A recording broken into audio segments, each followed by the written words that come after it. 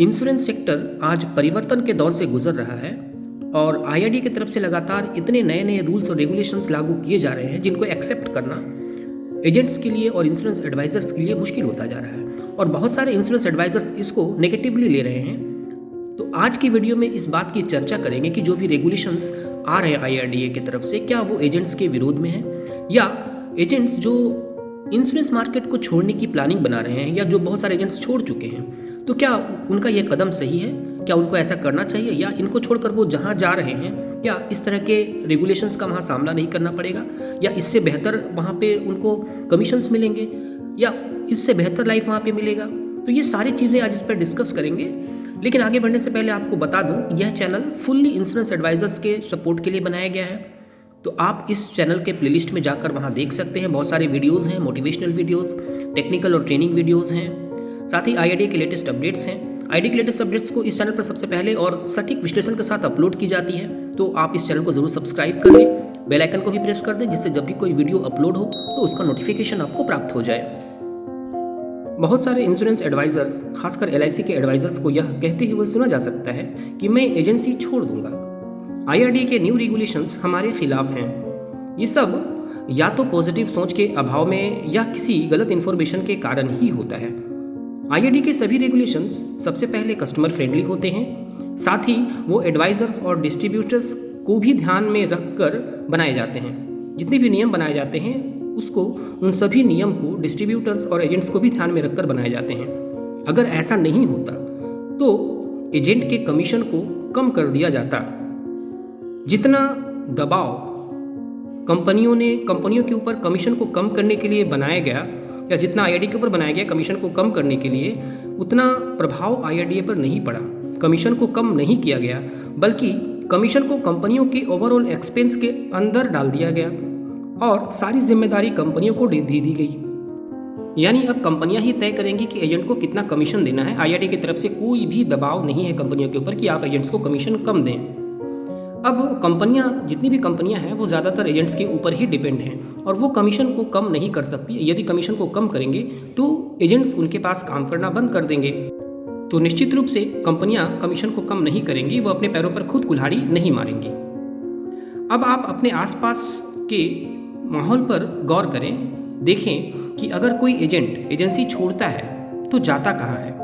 निश्चित रूप से आप देखेंगे कि अधिकतर एजेंट्स म्यूचुअल फंड के डिस्ट्रीब्यूशनशिप लेते हैं, अर्थात वो म्यूचुअल फंड के डिस्ट्रीब्यूटर बन जाते हैं। म्यूचुअल फंड का अपना महत्व है और उनका डिस्ट्रीब्यूशनशिप लेने में भी कोई हर्ज नहीं है।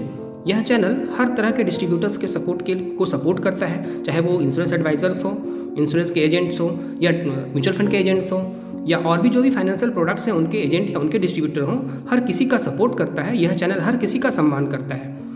लेकिन यहाँ चूंकि इंश्योरेंस की बात हो रही है इसलिए यह कहा जा रहा है, इसके बारे में थोड़ी जानकारी दी जा रही है कि यदि आप एजेंसी छोड़कर, एलआईसी की एजेंसी छोड़कर म्यूचुअल फंड की तरफ जाते हैं तो आपको वहाँ पर क्या बेनिफिट्स मिलते हैं जो यहाँ पर आपको नहीं मिल रहे हैं। एक अच्छा फाइनेंशियल प्लानर, एक अच्छा डिस्ट्रीब्यूटर वो होता है जो हर तरह के एजेंसी को साथ लेकर चलता है, हर तरह से अपने क्लाइंट को सपोर्ट देता है, चाहे वो इंश्योरेंस हो, म्यूचुअल फंड हो, मेडिक्लेम हो या दूसरी चीज़ों की सही जानकारी देकर उनको हर तरह के इन्वेस्टमेंट के लिए प्रेरित करता है और उनको सही इन्वेस्टमेंट की तरफ लाता है। जैसे उनके पास सफिशिएंट इंश्योरेंस होनी चाहिए, सफिशिएंट इन्वेस्टमेंट होनी चाहिए, मेडिक्लेम होनी चाहिए। तो इन सारी चीज़ों को बताना ये आपका कर्तव्य होता है। अब जब आप इस वीडियो को कंप्लीट देखेंगे तो निश्चित रूप से आप ये समझ जाएंगे कि यदि हम इंश्योरेंस की एजेंसी को छोड़कर यानी एलआईसी की एजेंसी को छोड़कर हम कहीं और जाते हैं तो क्या हम ये सही कर रहे हैं। आप इस वीडियो को अंत तक ज़रूर देखें। आइए आगे बढ़ते हैं। जैसे ही आप म्यूचुअल फंड की एजेंसी के लिए या म्यूचुअल फंड के डिस्ट्रीब्यूटर बनने के लिए अपना कदम बढ़ाते हैं, जैसे आप म्यूचुअल फंड की डिस्ट्रीब्यूशनशिप लेना चाहते हैं तो सबसे पहले आपको NISM का एक सर्टिफिकेशन कोर्स करना पड़ता है जहाँ पर आपको एक मोटी फीस देनी होती है। उसके बाद AMFI, association of mutual fund of in India की रजिस्ट्रेशन के लिए एक आपको मोटी फीस देनी होती है। और हर 3 साल में जब आप रिन्यू करेंगे, इस AMFI का रजिस्ट्रेशन जब आप रिन्यू करेंगे तो आपको वहाँ भी एक फ़ीस देनी पड़ती है। यानी कि इन सब मिलाकर आपको काफ़ी मोटी रकम खर्च करनी पड़ती है।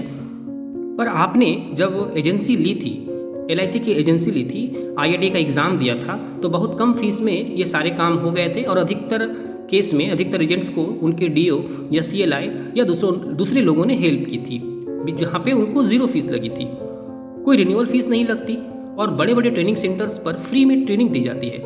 आपको बड़े बड़े ट्रेनिंग सेंटर्स पर अच्छे ट्रेनर के साथ आपको ट्रेनिंग दी जाती है। तो अब आप खुद समझें कि क्या इंश्योरेंस में आपके साथ भेदभाव हो रहा है, इंश्योरेंस सेक्टर में आपके साथ भेदभाव हो रहा है। यहाँ कितने कम फीस में आप ज्वाइन करते हैं, कितने कम फीस में आपको रिन्यूअल हो, 0 फीस में आपकी एजेंसी रिन्यूअल होती है, 0 फीस में आपकी ट्रेनिंग होती है। तो सोचिए कि आपको यहाँ पर क्या दिया जा रहा है, कितनी फीस लग रही है। ये स्टार्टिंग स्टेज की बात हो गई।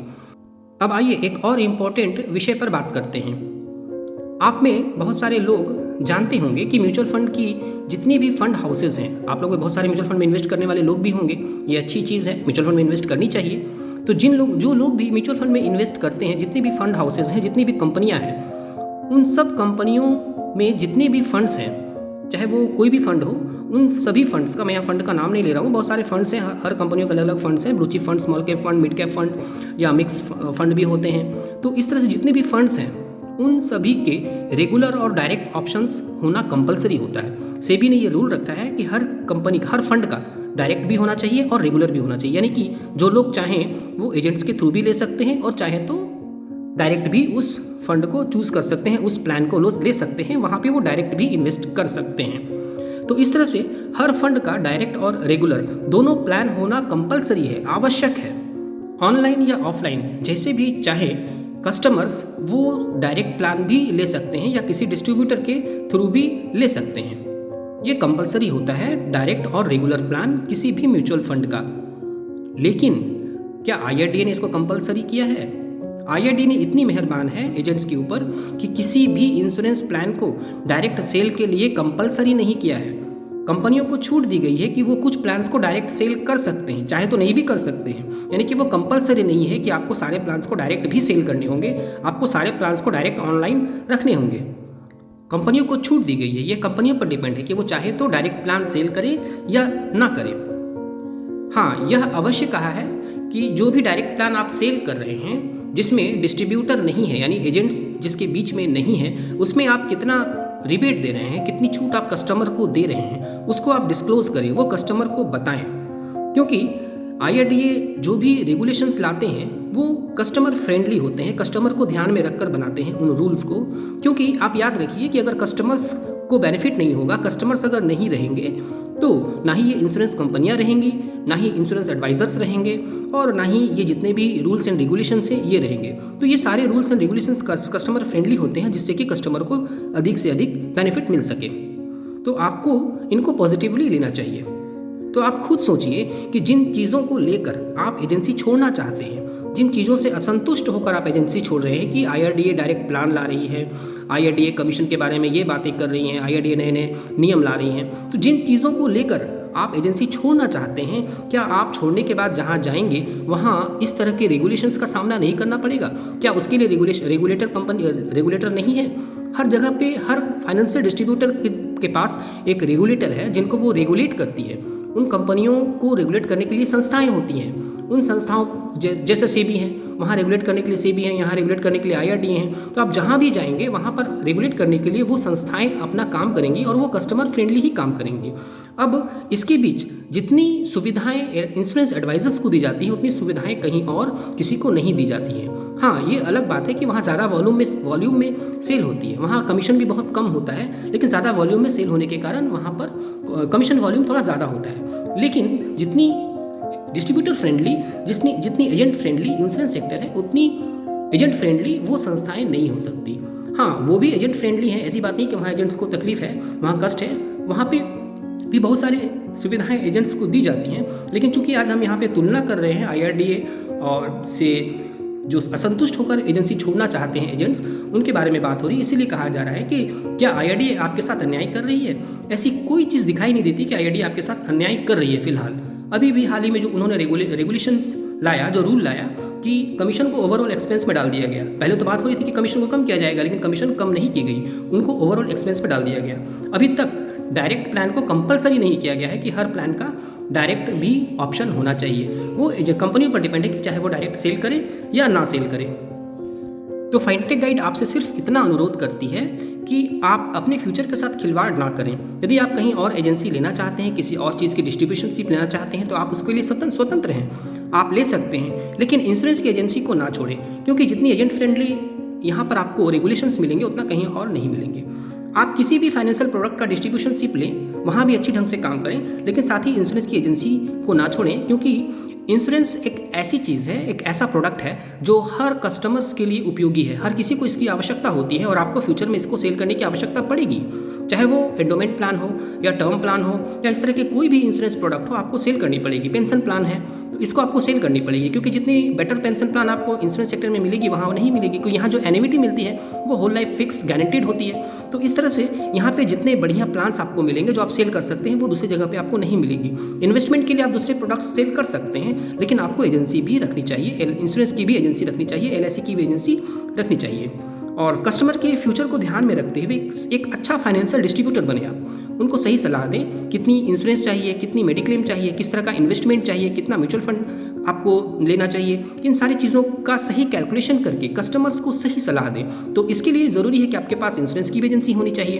तो आप ये विचार त्याग दें कि आपको इंश्योरेंस की एजेंसी छोड़नी है, LIC की एजेंसी छोड़नी है, या हमको कहीं और काम करना है, या इस तरह के कमेंट करना बंद करें। क्योंकि मेरे पास बहुत सारे कमेंट्स वीडियोज़ में आते हैं कि मैं एजेंसी छोड़ दूंगा, IRDA के रेगुलेशंस इस तरह से आ रहे हैं। तो इसी कारण मुझे लगा कि इस पर एक वीडियो बनानी चाहिए, जिससे कि आपको सही राह दिखाई जाए कि क्या आप एजेंसी छोड़ने के बाद सुखी रहेंगे, कहीं आप बाद में पछताएंगे तो नहीं।